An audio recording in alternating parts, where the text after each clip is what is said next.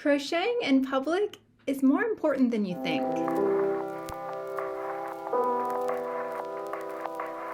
Hey folks, it's Mary, aka MercyTriumphs, and this is Slow Crochet. Today I am talking about one of those kind of philosophical topics, as I do, and actually it started with a joke, kind of an insider game that I wanted to play. So let me take you to the past to explain that, and then I'll jump you back to the present and explain my thinking, because I had an idea last night about kind of a fun game I'm going to see if I can play today. So I am wearing my newly completed sweater, and I'm doing this because I am going to a mom's group. I think this is the first time I've actually been to this particular one. I imagine there will be some time for us to kind of sit and listen or maybe talk with each other. So gotta bring the yarn. So I started thinking of what are the comments I will likely get, and I thought, let me just take this to another level. Let me make a whole tic-tac-toe board of all the different comments that maybe I'll get, and maybe these are some of the things that you've gotten too. This is my little tic-tac-toe that I have. Things on here like, what are you knitting? Or, my grandmother does that. What my goal is today is to have this with me as I go, and just whenever I get these comments, I'm going to make a little note of the time and maybe even the person who said it, and I will see if I can get 3 in a row. Now, my center space here is, do you have a YouTube channel? Or I crochet, but like being passionate and active about it. So I'm gonna have a lot of fun with this, and I just thought, let's go ahead and film an intro and see what happens, because if this is as fun as I anticipate it will be, I wanna share that with you. Welcome back. I did indeed go to that mom's meeting, and sure enough, I did have 3 separate comments that were on my list of things that I expected that someone might say to me when I crochet in a public place. But I'm not going to go over that game per se, because as I've been thinking about it and honestly feeling a little convicted in my heart, I wanted to open this up to a broader conversation, because I realize, although it might be really amusing to me to think, oh my goodness, I guarantee someone is going to think that my crocheting is actually knitting. You know, these are the kinds of things that always get said. The reality is, the people that reach out and strike up a conversation with someone out of nowhere are incredibly, incredibly brave. And they are actually putting themselves out there and being vulnerable. So in society, especially in my generation and younger, the screen generation, just for a little bit of context, I'm an older millennial. I actually have memories from my childhood without computers in the house. So I remember when I couldn't communicate with people over screens. And so that kind of puts me in a category that the younger generations aren't in, where they're having a lot more trouble relating to each other and building relationships. And even my generation and older, we have a harder time maintaining relationships, I think because we've forgotten how in some ways. So when I crochet in public, it's not really about me being brave or me being weird. I might feel a little bit of that if I'm sitting, in a public place, but the reality is, it's actually a way that I'm putting myself out there and making myself available to people. So let me explain that a little bit. These other mothers that came up to me and spoke to me were incredibly brave. It takes a lot of courage to strike up a conversation out of thin air with a complete stranger. Now, granted, in this setting, we knew that we were all moms and we were in a church, so that's going to kind of select for some commonality there. But to come up and say, hey, I see something that I like about you. I see something that we could have a conversation about. Let me relate my experiences to yours. It's almost like a gift that we're giving to people. It's giving them a way to break the ice. People all around us are so hungry for relationship. And so many times we have a hard time even knowing where to begin. So when I'm crocheting in public, if I'm sitting on a park bench, or if I'm in church, or if I'm in kind of a social setting or a group setting, that gives people something to say to me. I've brought crochet to baby showers where I only know 1 or 2 people, and I have had the most wonderful conversations because other fiber artists are there. And sometimes we trade ideas, sometimes we learn new things, but ultimately we're making connections with each other. And what could have been a kind of a lonely, kind of socially awkward experience then becomes something where there's warmth and there's connection, and there is an exchange of heart and idea. When we crochet, we are making something beautiful. Whatever it is, it's going to be beautiful, and it's a reflection of our heart. So literally, we're there with our heart in our hands saying, this is who I am, and this is what I value, and it's open for you to see. Despite what you may see here on screen, I am actually an introvert. And I have explained to several people in the past, like when I'm coming into a new group setting, I say, well, I crochet because I actually am an introvert, even if I'm really talkative right now, but that's kind of a way that helps me kind of deal with some of the nervous feelings. If I have my hands busy, all that nervous energy goes into my hands and is working on something lovely. So I understand how sometimes the fiber arts attracts people that are a little bit more introverted, not necessarily wanting to reach out all the time. And sometimes we're in social situations that we're choosing to be there, but maybe it's not our favorite.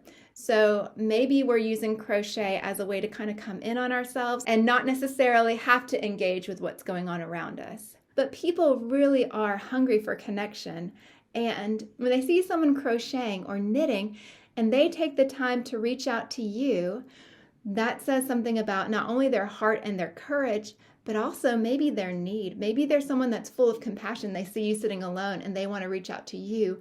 Or maybe when they see you, they remember their grandmother or their mother or their auntie or someone in their life that was comforting and warm, someone who made blankets for all the babies, someone who made sweaters, someone who just has all these happy associations with them. So when they see you, they think, oh, that's a crocheter. That's a trustworthy person. That's a warm person. That's a loving person. That's a kind person. And maybe they're thinking, oh, I could use some of that in my life. I could use someone like that in my life. I think when we crochet in public, we're actually offering our beauty on a broad scale. We are offering ourselves as that kind of warm, creative, sheltering, safe person. And I don't think most people realize it. I wouldn't say that most people are aware of like the degree of their loneliness. But you would be amazed the kinds of connections and the kinds of conversations that can start up. You know, all of us have a unique beauty, and sometimes it's seen in our bright smile, and sometimes it's seen in the beautiful things that our hands can do. And I want to encourage you that whatever you're creating and however you might feel about yourself, legitimately, you are beautiful and you are needed in this world. There are so many people that are just looking for someone that's gonna care enough about them just for a few minutes to be safe with. You know, sometimes it's just a little smile, sometimes it's an acknowledgement, sometimes it's a little friendly exchange. But that's really what people need in order to take a breath and get through the rest of their day. So a couple of my favorite experiences of crocheting in public. Number one, playgrounds are the best. I've had so many children come up and ask me so curiously and talk to me, and it just feels wonderful because they can tell that I'm a safe adult, and it is doing something in their brains. It's making them excited. It's something new, and they see that yarn and a little piece of metal can turn into something wonderful. It stretches them in creativity and their innocence and their sweetness, you know, and then ultimately their parents will come along and kind of have that conversation too. And all of a sudden you have strangers that are now making connections on something that's not political, that's not religious, that has nothing to do with our background, but it's just people being human and sharing something together. It's amazing. One particular experience that I had on a playground was I was working on my Christmas Afghan, and I had it spread over my knees. I was sitting on a playground again, and the part of town I live in is quite multicultural, and it's not uncommon to hear multiple languages spoken at any given point in time. So this day, an older woman approached me. She had her grandchildren on the playground. She came over and she gestured to me, and she kind of made it known that she would like to hold what I was working on. And she wrapped the yarn around her finger in a way that I'd never seen before, in a different way of tensioning. And she started doing the stitches that I was doing. And she was trying to tell me in broken English that we had that in common. She then pulled out her phone and she had an Arabic to English translation. And we were trying to go back and forth, exchanging the little bit that we did have in common, trying to piece together a conversation. But to me, that sticks out in my mind that not even a language barrier could keep, number one, two yarny people away from each other. But number two, it created a connection and a sense of community and hopefully a sense of love and well-being and a kindness. I was able to connect to someone that I never would have been able to before if I hadn't been crocheting. So yes, it might feel kind of scary. It's putting yourself out there. It is kind of weird, right? Like, we are a unique breed, we yarny people, right? But the world needs more uniqueness in the same way that we need more colors of flowers, more varieties of irises. You know, the world is big enough for your particular brand of beauty, your particular brand of creativity. And when you offer yourself by the simple act of pulling out some yarn in public, if you will, you're actually offering hope and comfort. You're offering a sense of security and even a kindness to people who are so hungry for it in their lives. And we don't know how to strike up a conversation back and forth, but then you have this thing in your hand that can break the ice, and it automatically is associated with warmth and kindness and love. Then all of a sudden, this person coming up to you can let down their guard just a little bit and start breaking through. Maybe they're afraid. Maybe they're lonely, maybe they're desperate just for someone to see them.